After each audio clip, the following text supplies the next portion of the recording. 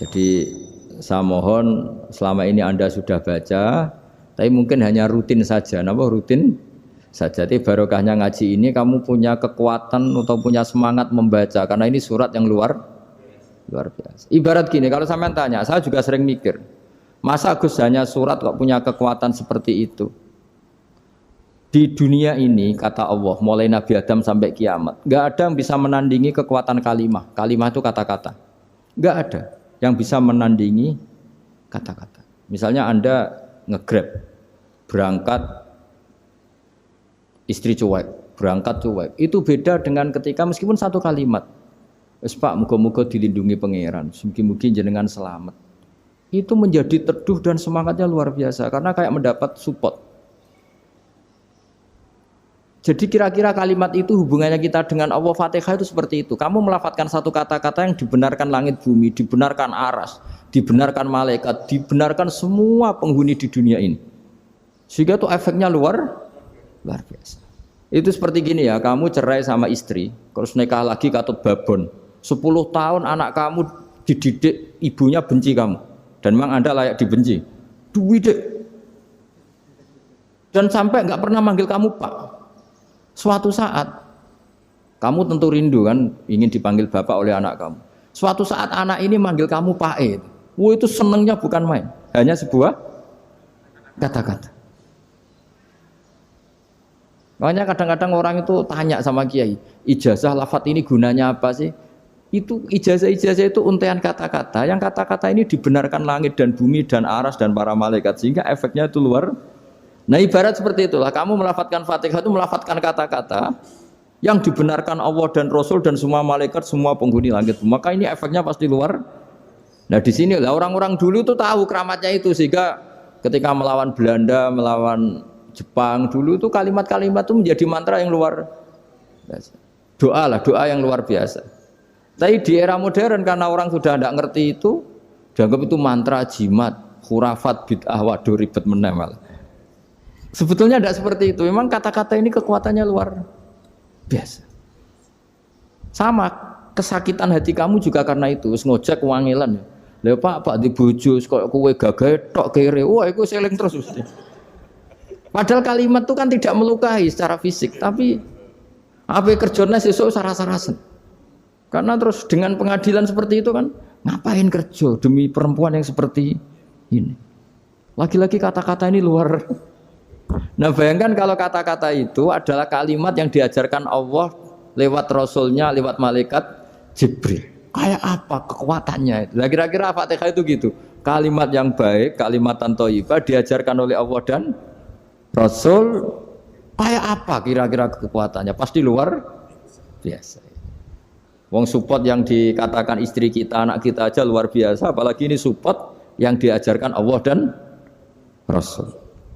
Ya makanya saya mohon kalau baca Fatihah, baca kalimat-kalimat thayyibah ketika sholat itu dijiwai. Ya misalnya Rabbana lakal hamdu mil'us samawati wa mil'ul ardi wa mil'u ma syi'ta min syai'im. Engkau zat yang layak dipuji dan pujian ini memenuhi langit dan bumi. Karena kita tahu nggak ada sejengkal di alam raya ini kecuali di situ ada rahmat Allah. Misalnya kamu bisa lewat sampai rumah saya, kamu mungkin anggap biasa saja. Coba kalau ngalami likuifaksi, tahu-tahu bumi ini ambles, bisa ngelewati yang likuifaksi itu luar. Tanyakan orang pernah ngalami likuifaksi di Sulawesi, itu melihat bumi bisa diinjak gak ambles itu, wah luar. Dan sampean nggak ngalami itu sehingga lewat bumi ya biasa aja. Coba kalau ngalami seperti tidur, ya biasa aja. Coba kalau ada gempa, bahwa bumi tenang ini sudah nikmat yang luar biasa. Masa kamu ngakui nikmat nunggu digituin? Ya kan? Nah, makanya baca Fatihah dijiwai lah bahwa ini kalimat yang luar biasa. Nah, saya teruskan ya. Warwa Muslimun fi sahihihi an Ibnu Abbas radhiyallahu anhuma annahu qala bainama Jibril alaihi salam qaidun dan Nabi sami anaqidan min fawqih farafa'a ra'sahu faqala hadza babun minas sama futihal yawma lam yuftah qaddu ilal yaum fanazala minhu malakun faqala hadza malakun nazza ilal ardi walam yanzil qattu illal yauma fasallim waqal absyir binuraini qad uti tahuma lam yu'tahuma nabiyyun qablak Fatihatul kitab wa khawatimu suratil baqarah. Jadi suatu saat Jibril ini jagongan kira-kira gitu sama Rasulullah. Tahu-tahu langit itu gemuruh. Langit gemuruh kata Jibril terus semuanya ngangkat kepala ke langit. Ini pintu langit baru ini dibuka, yang sebelumnya tidak pernah dibuka seperti ini.